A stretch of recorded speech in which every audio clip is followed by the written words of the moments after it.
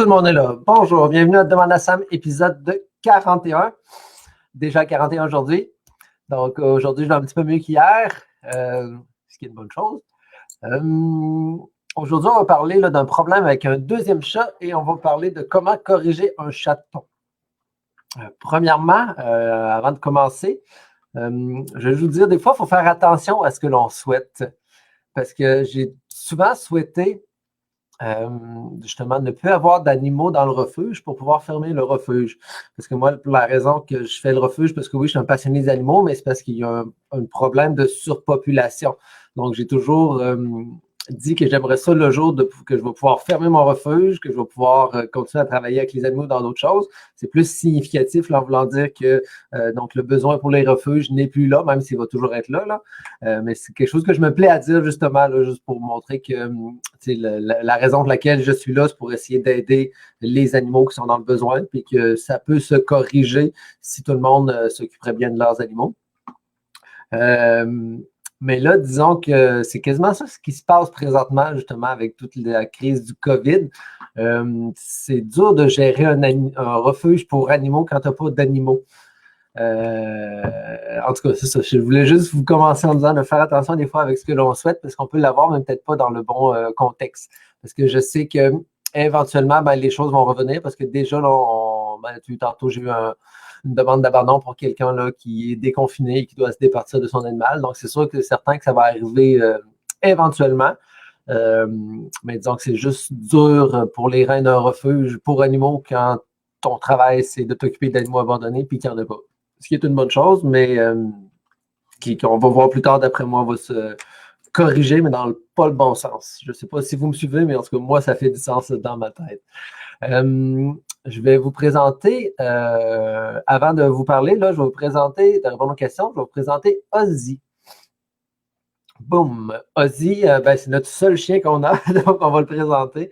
Ozzy, pour l'adoption, c'est un petit croisé de 7 ans. Il est super gentil, mais la personne qui l'avait adopté, elle est venue j'ai besoin de syllabes. Elle est venue nous le reporter parce qu'elle s'était blessée à l'épaule. Puis Ozzy, c'est un chien qui tire quand même beaucoup parce qu'il y a beaucoup d'énergie. Il y a 7 ans, oui, mais il y a beaucoup d'énergie. Donc, à cause de ça, il n'était plus en mesure de pouvoir justement aller le promener. Elle s'est rendue compte justement qu'il y avait quand même beaucoup d'énergie. Puis là, à cause de sa blessure, là, comme elle venait tout juste de l'adopter, elle a préféré venir nous le reporter et de lui trouver une famille là, qui va être capable de convenir, de convenir à son besoin de demande d'exercice beaucoup. Donc, si jamais vous êtes intéressé, venez voir Ozzy, commencez par remplir le formulaire d'adoption. Puis, on va vous recontacter par la suite. Donc, Ozzy, notre seul petit pitou pour l'adoption. Je vais vous montrer aussi, tant qu'à être, notre petit minou pour l'adoption.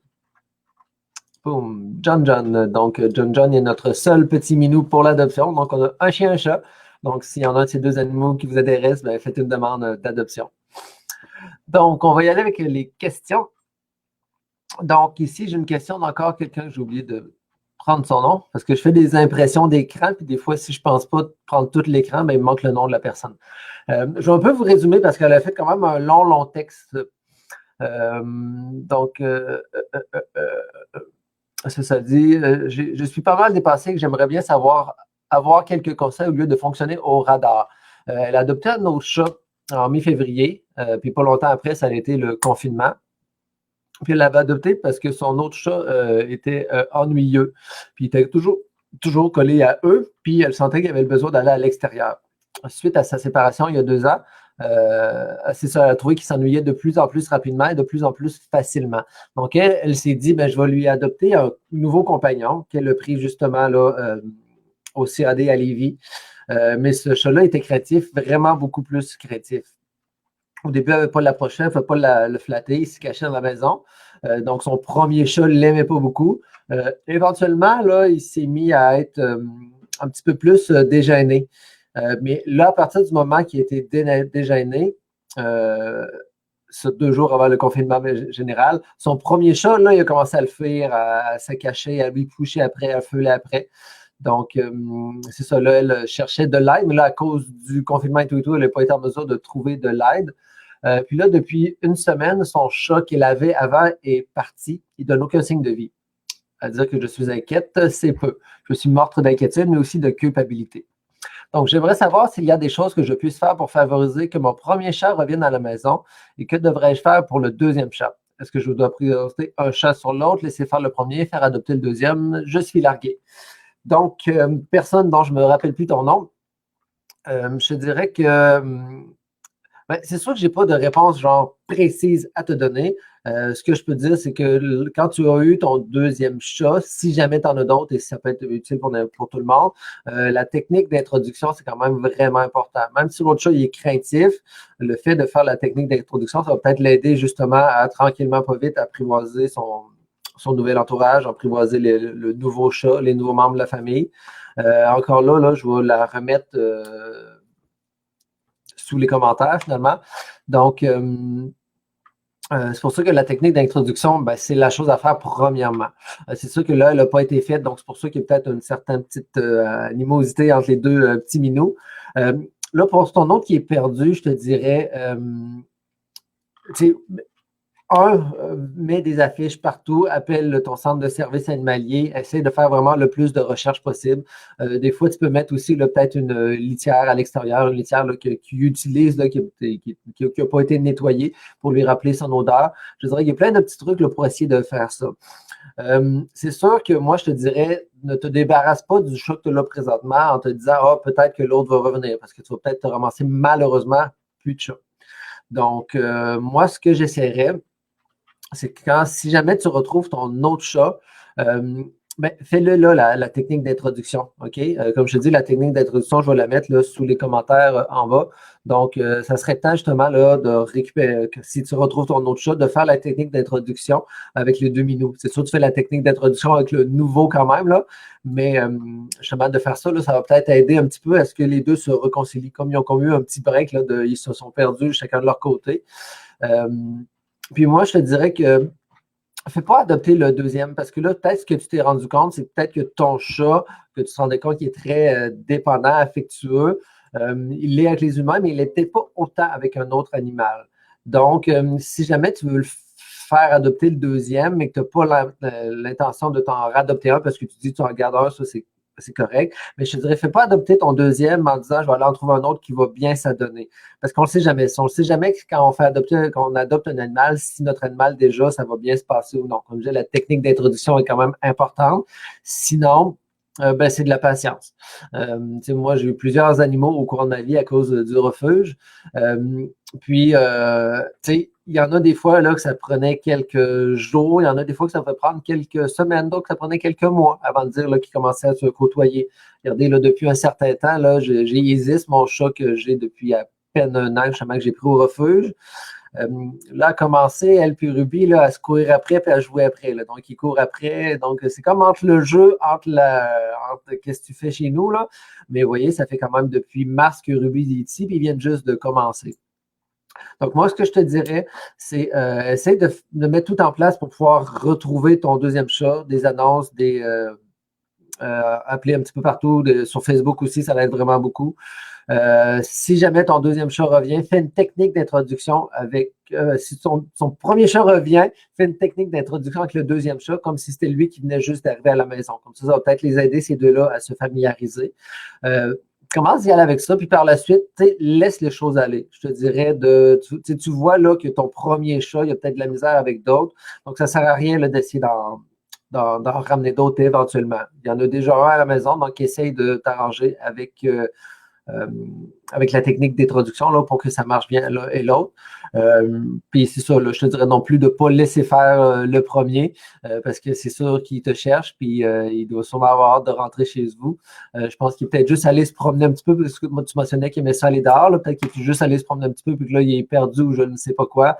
Mais abandonne pas ton premier, abandonne pas le deuxième. Tu as juste à travailler pour que les deux avec la technique d'introduction, puis de la patience. Je veux dire, des fois, c'est de te rendre compte que, va peut-être falloir que je mette 2 litières, une en haut, une en bas, parce que je ne sais pas si tu as plusieurs étages, ou des fois, justement, peut-être en séparant leur litière, le bol de nourriture et eau. Tranquillement, pas vite, ils vont peut-être finir un petit peu plus par s'aimer. Comme ça se peut que tu aies toujours besoin de garder, mettons, 2 litières à 2 endroits différents avec 2 bols de nourriture, 2 bols d'eau qui est chacun à leur petit côté. En tout cas, ça, c'est ça que je ferais parce que, comme je t'ai dit, là, j'ai déjà eu 5 chiens, puis les 5 chiens, ça ne donnait pas tous ensemble. Il y en a qui se toléraient avec d'autres, mais tu sais, qui ne s'aimaient pas vraiment. Puis j'en avais qui étaient comme vraiment amoureux. Donc, ça peut varier, puis même dans le temps aussi, ça peut varier. Peut-être que pendant un an, là, ils ne s'aimeront pas, mais à un moment donné, peut-être qu'après un an et demi, ils vont tomber les 2 meilleurs amis du monde, 2 amoureux. Donc, je te dirais de continuer avec les 2. J'espère qu'au moment que je te réponds, peut-être que tu as retrouvé ton autre, ça serait vraiment plaisant. Sinon, abandonne aucun des 2. Moi, c'est mon conseil que je te donne. Donc, une autre question, c'est de Gabrielle. Elle dit comment corriger mon chaton autrement qu'à la bouteille d'eau qu'elle prend pour un jeu? Merci à toi. Gabrielle, qui est une fidèle qui pose souvent des questions, tu n'aimeras peut-être pas ma réponse cette fois-ci, parce que c'est la réponse aussi que je me faisais souvent donner avec mes comportementalistes quand je posais des questions. Puis c'est une façon de penser qui n'est pas toujours évidente. Parce qu'on a souvent été éduqués de corriger le problème, corriger le problème, corriger l'animal, corriger l'animal. Là, ce qu'il faut que tu trouves, moi, j'aurais besoin comme beaucoup plus de contexte pour répondre à ta question. C'est qu'il faut que tu trouves qu'est-ce que tu veux. Exemple, OK? Ton chat monte sur la table, puis tu es tanné que ton chat monte sur la table. Donc là, tu essaies de le corriger avec le push-push d'eau pour qu'il descende la table. Mais comme tu dis, là, il trouve ça pour un jeu. Puis souvent, nous, on raisonne avec notre cerveau d'humain. L'animal, lui, il va raisonner avec son cerveau d'animal. Donc, nous, quand on lui envoie le push-push d'eau d'en face parce qu'il vient d'embarquer sa table, on se dit, ben là, c'est clair qu'il doit comprendre que j'y envoie de l'eau parce qu'il vient de monter sa table puis que je suis tanné qu'il ne monte pas sa table. Le chat n'a pas nécessairement ce même chemin d'idée-là, je vous dirais. Il faut y aller beaucoup plus basic avec le chat. Donc, en renforcement positif, c'est de trouver qu'est-ce que vous voulez que le chat fasse. Donc là, l'exemple, on ne veut pas qu'il monte sur la table, ben, on veut qu'il reste les 4 pattes à terre. Donc là, ça va être de trouver comment faire pour que notre chat reste les pattes à terre. Donc oui, ça demande toujours un petit peu plus de vigilance, parce qu'un coup qu'ils ont déjà les pattes sur la table, ben là, c'est déjà un petit peu trop tard. Mais on peut toujours l'inciter à descendre à terre avec des minouches, des choses comme ça, comme à terre, il descend à terre. Mais là, il faut faire attention non plus parce qu'il ne faut pas créer un nouveau comportement que le chat monte sur la table pour avoir des minouches parce qu'il sait qu'en montant sur la table, on va mettre des minouches à terre, puis il va à la terre. Donc, des fois, c'est juste, mettons, d'être proche de notre chat. Puis la répétition, c'est la clé aussi au renforcement positif.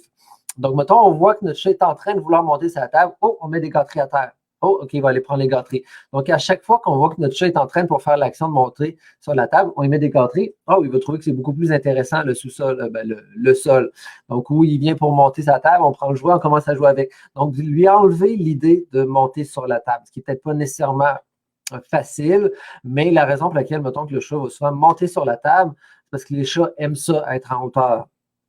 Donc, on peut essayer de corriger le comportement en attrapant le chat avant qu'il monte sur la table, mais ou à chaque fois qu'il monte sur la table, si jamais, mettons, il monte sur la table, ben avec il y a des arbres à chat où il y a certaines tablettes qui peuvent être proches des fenêtres, où il y a carrément des tablettes qu'on peut mettre dans les fenêtres.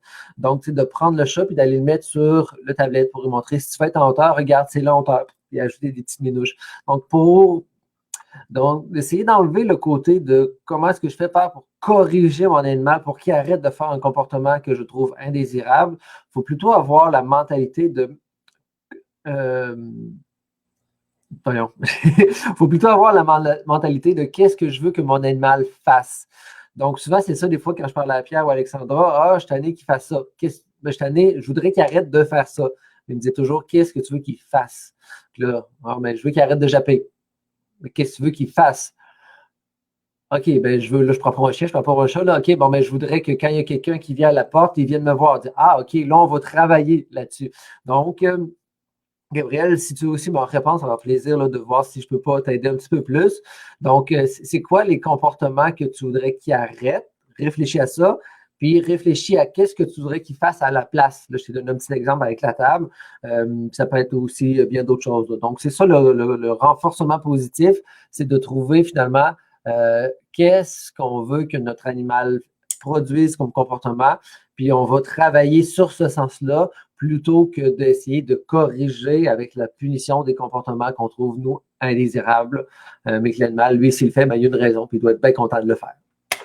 Donc, c'était ça pour les questions. J'ai ici, ça fait longtemps que je ne l'avais pas fait, je repars le concours des biscuits à chiens. Donc, encore là, le nom est marqué en dessous là. Une chance, je l'ai marqué là parce que je ne m'en rappelle plus. J'ai comme mis ce concours-là de côté depuis un petit bout. Donc, encore là, les prix, ben, ça va être les trucs des refuges, des fidèles moustachus. Avec un 25 $ à notre boutique, qu'on est en train de refaire un petit looking aussi. Puis aussi, là, on a ajouté un gel dentaire de Animora. On avait fait une petite entrevue là, avec le copropriétaire, cofondateur de Animora, qui était, je trouvais, vraiment intéressant.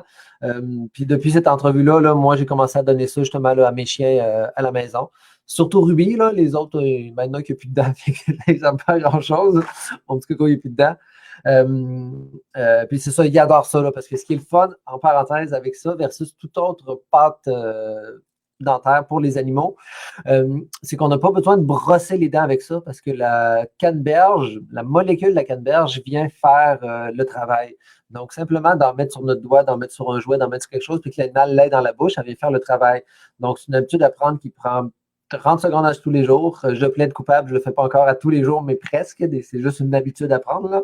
Je sais que cette habitude-là va éventuellement arriver à tous les jours, mais c'est ça, juste lui donner ça à tous les jours versus pas s'occuper de sa santé dentaire, puis éventuellement devoir payer des frais assez faramineux chez le vétérinaire pour lui faire un détartrage ou lui faire enlever les dents. Et en plus, c'est un produit québécois, même plus québécois, québécois à Québec, là, okay? C'est fait à Québec, ça a été fait ici, justement, là, je sais qu'il y a un rapport avec l'Université Laval, je sais que donc, c'est vraiment un produit de chez nous que je vous conseille. On va l'avoir en vente d'ici quelques semaines là, au refuge, si jamais ça vous intéresse. Donc, encore là, je vais mettre une publication Facebook, puis vous aurez juste à me dire, là, selon vous, il y a combien de biscuits dans ce pot-là? OK, c'est un pot de miel ou quelque chose. Ouais, c'est un pot de miel parce qu'il y a des petits alvéoles. En tout cas. Donc, puis vous aurez juste à me répondre en dessous de la photo pour le concours. Puis je donne jusqu'à vendredi midi là, pour que vous me donniez un chiffre. Encore là, je vais le mettre sur 3 plateformes, là, sur Instagram, sur Twitter et sur Facebook. Donc, vous pouvez me donner un chiffre par plateforme, ce qui augmente vos chances. Puis, nous, on va se revoir la semaine prochaine parce que demain, je remplace Sabrina toute la journée au refuge. Donc, c'est pour ça que je n'aurai pas le temps de faire un live. Tu sais, je pourrais peut-être avoir le temps, mais si j'ai comme plein de clients qui arrivent, ben là, je vais comme être toujours obligé de couper mon live, donc pas de live. Puis, vendredi, j'ai des choses de prévues, donc je ne pourrai pas vendredi. Et que je vous dis à lundi. Passez une belle journée, une belle fin de semaine parce qu'il fait vraiment beau dehors.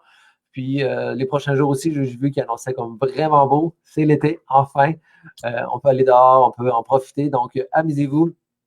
N'oubliez pas de venir répondre au petit concours. Sur ce, ben, tant que vous avez des réponses, j'ai des questions. Au revoir.